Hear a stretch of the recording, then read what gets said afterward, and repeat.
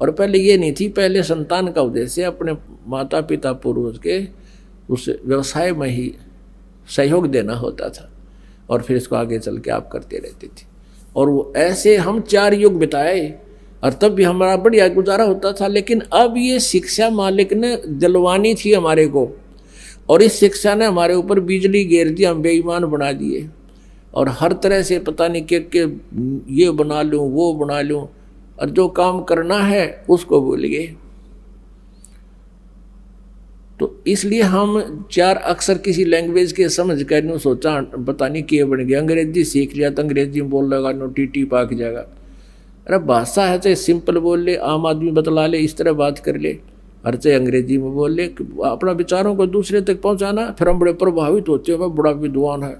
पहले संस्कृत बोलने वाले से हम प्रभावित होते थे, ये गच्छामी गच्छामी कर देते, उसके मुंह का नहीं देखे जाते, कुछ समझ में आती नहीं, हनु कहते वाह भाई वाह बड़ा विद्वान है।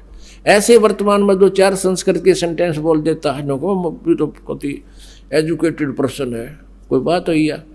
वही भाषा है, हम अपनी सिंपल लैंग्वेज में लोकल लैंग्वेज बात करें, वो लैंग्वेज है। जिसने अध्यात्म ज्ञान नहीं और भगवान का डर नहीं, वो एकान्य का आदमी नहीं, चाहे सारी लैंग्वेज जानता हो। तो कहने का भाव ये है कि परमात्मा ने वो एक अच्छे संतान वाली भी लीला करके दिखाई, और एक परम संत की भूमिका निभाई, पूरा अध्यात्म ज्ञान को अपना अमृतवाणी में खोल खोल कर बता दिया। 600 वर्ष पहले भगवान बताया करते, आज हमारे सदग्रंथ उसकी गवाही दे रहे हैं कि ठीक यही ऐसा ही लिखा। तो इससे भी परमात्मा के पहचानने में हमें बहुत सहयोग मिलेगा कि कबीर इज गॉड। जिन वेदों को, पुराणों को, गीता जी को हमारे गुरु ब्राह्मण नहीं जान सके, ऋषि महर्षि नहीं समझ सके, और जिसको हम अनएजुकेटेड कहा करते थे, ये अज्ञानी लोग, ऋषि नकली महर्षि कहा करते हो, तो मूर्ख था, अज्ञानी था, अक्षर ज्ञान नहीं था, इसलिए उठपटांग भाषा बोला करता था, वेदों की निंदा करता था, देवताओं के बारे में गलत बोलता था। आज सारा का सारा जो मालिक ने बोला वही हमारे इन सदग्रंथों में लिखा हुआ विद्यमान है, जिनको हम सर्वधार्य मानते थे। गरीब सेवक हो के उतरे इस पृथ्वी के माही, जीव उदाहरण जगत गुरु बार बार बलि जाही। जीव उदाहरण जगत गुरु यानी पूरे विश्व को ज्ञान देने वाले परमात्मा कहते, हम बैरागी ब्रह्म पद सन्यासी महादेवे, सो हम मंत्र दिया शिव जी को, वो करे हमारी सेवे। कहते हैं हम बैरागी ब्रह्म पदे, हम ही एक संत बनकर और शंकर जी को मिले थे, और इनको हमने मंत्र दे रखा है, तो ये हमारी सेवा माने पूजा करता है। अब जैसे हम देखा ना, भगवान शिव जी किसकी पूजा करता है, हम प्रश्न करा करते नकलियाँ तय न करते, भगवान विष्णु की पूजा करता है। और भगवान विष्णु किसकी, बोला शिव जी की। ठीक, हमें कुछ ज्ञान था ही नहीं, हम उनके इन सट्टा में सेट हो जाते थे। अच्छा हाँ बस ठीक है। ये तो एक अपनी एक समांतर शक्ति वाले 3 देवता हैं, इनके विभागों का अंतर है, शक्ति में कोई अंतर नहीं है। लेकिन एक विभाग में ही कुछ ऐसे होते हैं जिससे हम ही मान लेते हैं कि यो अच्छा है, यो ऐसा है। जैसे एक होम मिनिस्टर है और एक सैर सपट्टा मंत्री यानी पर्यटक मंत्री, तो शक्ति मंत्र नहीं है, उसके विभाग में लाभ मंत्र है, इतना फर्क है। और पावर एक जैसी है, एक जैसी डेजिग्नेशन है, एक जैसे एमएलए से वो बने हुए होते हैं। तो ऐसे ही ये 3 भगवान हैं, रजगुण विभाग के ब्रह्मा जी मंत्री, सतगुण विभाग के विष्णु जी मंत्री, और तमोगुण विभाग के शिव जी मंत्री। और इनके पिता जो ब्रह्म है, ये इनके फादर हैं। ये 21 ब्रह्मांड में यानी प्रत्येक ब्रह्मांड में as a chief minister role करता है, ये समझ लो। और प्रधानमंत्री फिर सब चीफ मिनिस्टरों से सुप्रीम होता है। ऐसा जानने के लिए फॉर एग्जाम्पल है, तो ये 21 ब्रह्मांड का जो मालिक है ये ब्रह्म है, और इसमें 3 एक विभागीय मंत्री अपने पुत्रों को बनाता है। दुर्गा ब्रह्मा विष्णु महेश जी की माता है। और ऐसे इन असंख्य ब्रह्मांडों में कुल मालिक कबीर देव है। वो परम अक्षर ब्रह्म है, कबीर जी है, वो स्वयं बालक रूप बनकर धारण करके आए इस अध्यात्म ज्ञान को बताने के लिए। इसलिए वो जगत गुरु शब्द मालिक ने, गरीबदास साहिब जी ने मालिक के लिए बोला है।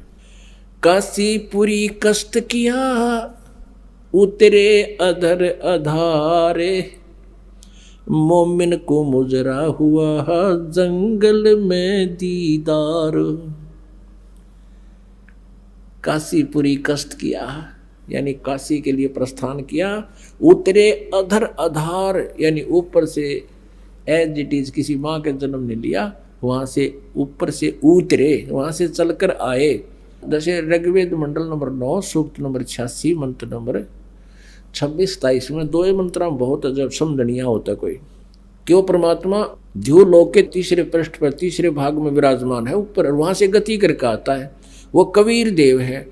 और विद्युत जैसी गति से, जल्द सी गति से वो आता है, जैसे बिजली आया कर 1 सेकंड में, और अपनी अच्छी आत्मा को प्राप्त होता है। वो अपने रूप को सरल करके, क्योंकि वहाँ परमात्मा का जो सतलोक में शरीर है मनुष्य जैसा, वहाँ भी भगवान उसके एक रोमकूप में करोड़ सूर्य मिला दे, करोड़ चंद्रमा, उनकी रोशनी भी उस मालिक के एक रोमकूप के नूर के सामने फीकी है, हल्की पड़े है, इतना तेजों में है वो। एज इट इज वहाँ या आ जा तो हमारे तो उल्लू की तरह खेबंद हो जाए, हम देख नहीं सकते चरम दृष्टि से। तो वो अपने रूप को सरल करता हुआ हल्के तेज पुंज का बना के, और वहाँ से अपने भक्तों के विघ्नों को मर्दन करता हुआ वो अच्छी आत्मा को मिलता है। किस लिए मिलता है और वो कैसा है? ऋग्वेद मंडल नंबर 9 सूक्त नंबर 82 मंत्र नंबर 1, 2, 3 में, ऋग्वेद मंडल नंबर 9 सूक्त नंबर 20 मंत्र नंबर 1 में, और भी सैकड़ों स्थान पर ऋग्वेद मंडल नंबर 9 सूक्त नंबर 96 मंत्र नंबर 16 से 20 तक कति स्पष्ट किया है कि वो आम व्यक्ति की तरह जैसे कपड़े पहन लेता आदमी, ऐसे अन्य शरीर ऐसे वो धारण करके अपने शरीर के ऊपर एज इट इज और हल्का तेज पुंज का शरीर बनाकर यहाँ आता है। ऐसे गरीबदास जी कहते हैं, तेज पुंज अन्य दे धर कर इस विध हमको भेंट ही, वो कबीर परमेश्वर। काशीपुरी कष्ट किया वो उतरे अधर अधारे, अधर अधार माने ऊपर, तो अधर माने ऊपर से, आधार न्यो के न्यो आए चल के, और मोमन को मुजरा हुआ हा जंगल में दीदार। मोमिन कहते मुसलमान को। अब कबीर परमेश्वर की छवि को कैसे वर्णित कर रहे हैं आदरणीय गरीबदास साहिब जी। कोट किरण शशिभान सुध आसन अदर विमाने, परसत पूर्ण ब्रह्म को शीतल पिंड अरु प्राण। जब नीमा ने मालिक को गोद में ले लिया, सीने से लगाया, उसका मुंह चूमिया जैसे बच्चे से प्यार करती है माँ, तो कहते हैं परसत पूर्ण ब्रह्म को, उस पूर्ण परमात्मा को टच करते ही, परसत माने टच करते ही, छूते ही, और शीतल पिंड और प्राण जैसे बर्फ ने हाथ पर रख दे वो अपना प्रभाव दिखाती है। ऐसे ही कहते भगवान को जब जो ही टच किया, सीने से लगाया छोटे बालक रूप में माई ने, कहते ऐसा एकदम सौर्य शरीर में शरण शरण सा हुआ, ऐसा अफेक्ट हुआ उसके। गोद लिया मुख चूम कर एम रूप झलकनते, जगर मगर काया करे जैसे दमके पद्म अनंत। नीमा ने गोद लिया, मुख चूम के प्यार किया अपने बच्चे के तुल्य, और कहते हैं हेम रूप झलकंत। हेम माने हिम, परमात्मा का रूप। स्नो वाइट यानी को कपड़ा खरीदने जाते हैं ना बाजार में, सफ़ेद कपड़े न्यों का आग्रह भाई कति सफ़ेद दे दे, स्नो वाइट यानी बर्फ जैसी सफ़ेदी वाला। तो यहाँ कहते हैं गरीबदास जी चित्रण कर रहे हैं, गोद लिया मुख चूम कर हिम रूप झलकनते, स्नो वाइट बर्फ जैसा सफ़ेद नूर मालिक का, और जगर मगर काया करे जैसे दमके पद्म अनंत। इतना सुंदर शरीर उस बालक का, जैसे शरीर से नूर निकल रहा हो, महसूस हो रहा है, इतना प्यारा लग रहे हैं, इतना जैसे उसमें पद्म झलक रहे हो। काशी उमटी गुल भया मोमिन का घर घेरे। कोई कहे ब्रह्मा विष्णु है, कोई कहे इंद्र कुबेर। मालिक लीला कही थी प्रभु ने कि तुम ले चलो, कोई तुम्हें कुछ नहीं कहेगा। ऐसा ही हुआ। अब वो कहें कमल के फूल पर मिला, ऐसे मिला तो नो ऑब्जेक्शन। वो और बात बतलाने लायक गे, नो कहें वो कितना सुंदर बालक है, ऐसा कोई बालक का हमने नूर नहीं देखा। फिर नो कहें कोई कहे काशी उमटी गुल भया, यानी सब उमड़ का आगे वहां सारे शोर माच गए, सब सुंदर बालक जो देखा ना सुना। उस मोमिन का घर घेरे, मोमिन मुसलमान का घर घेर लिया। कोई कहे ब्रह्मा विष्णु है, कोई कहे इंद्र कुबेर। कोई कहे वरुण धर्मराय है, कोई कहते है ईश। 16 कला सुभान गति ही, कोई कहे जगदीश। अपनी अपनी अटकड़ लावे हैं। जैसे कोई बालक बेटा या बेटी लड़का उत्पन्न हो जाता है तो कदे तो चाची ठावेगी, न्यू कहे तो इसके ताऊ पर दिखे है, कदे फिर बुआ आवेगी, न्यू कहे तो मेरे बाबू पर दिखे है, कोई कहेगी किसी पर दिखे है। यानी किसकी उनिहार किससे स्वरूप मिल रहा है। तो ऐसे ये अपनी अपनी अटकड़ लगा रहे हैं।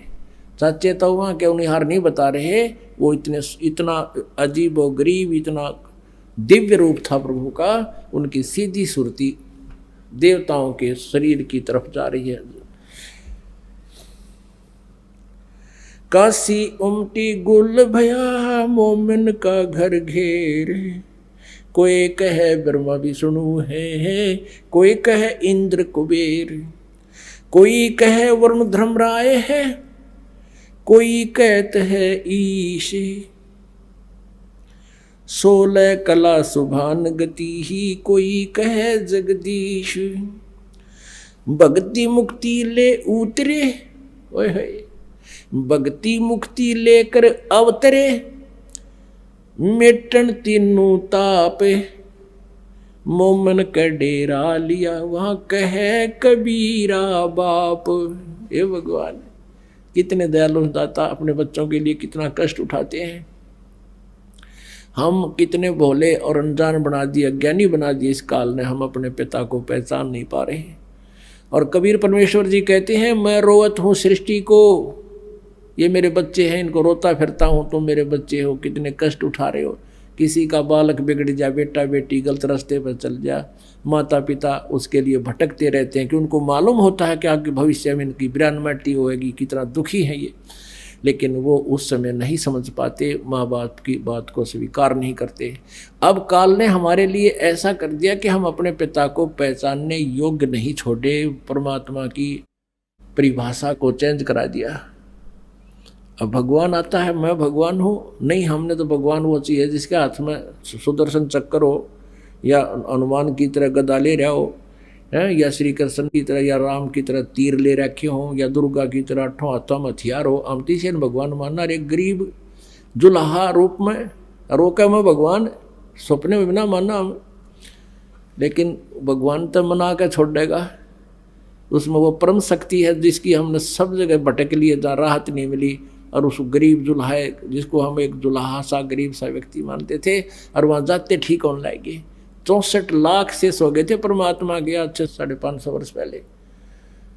वो जानता है कि मैं कैसे अपने आप को भगवान सिद्ध करूंगा, और सिद्ध तो है ही, लेकिन सिद्ध करने के लिए प्रयत्न हो रहा है कि गॉड को, भगवान को भगवान सिद्ध करना कठिन हो रहा है, क्योंकि इस लोक वेद ने सभी के अंतःकरण में अंधेरा छा दिया। अब परमात्मा कहते हैं 9 मन सूत उलझिया, ऋषि रहे झकमार, और सतगुरु ऐसा सुलझा दे उलझा ना दूजी बार। अब परमात्मा आए थे, ऐसा सुलझा गए थे इस 9 मन सूत ने। 1 किलो सूत उलझ जाना, धागा होता कच्चे धागे, वो रुआ लिया करते जुलाया ने। जब उसमें कट जा, उसमें टूट जा, गांठ लग जा, तो कोई कपड़ा स्वीकार करे नहीं, तने तो गांठ ला दी 36 पैसा दे नहीं। तो उसको बहुत प्यार से सुलझाना ही पड़ता था, उसमें गांठ ना पड़े।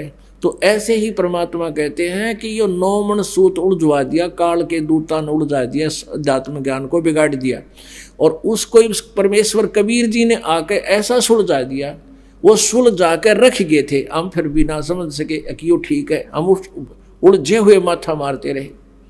तो परमात्मा कहते हैं उन्होंने आके सुलझा था, फिर इस दास को बता दिया कि यो सुलझा सलझा रखा है, तुम इसने प्रयोग करो। 9 मन सूत उलझिया ऋषि रहे जखमार, और सतगुरु ऐसा सुलझा दे। सतगुरु, सच्चा संत, तत्वदर्शी संत ऐसा सुलझा देगा, फिर उलझे ना दूजी बार। अब इस कलयुग में युग अध्यात्म ज्ञान नहीं बिगड़ेगा, ठीक है। आने वाले समय में ये नास्तिक हो जाएंगे, भक्ति नहीं करेंगे तो वो अलग बात है, लेकिन ये लोक वेद नष्ट हो जाएगा। ये सच्चा ज्ञान सदा के लिए इस कलयुग में पूरा चलेगा, जब तक भक्ति चाहने वाले प्राणी रहेंगे। मालिक ने जब तक इसका निर्धारित समय रखा हुआ है।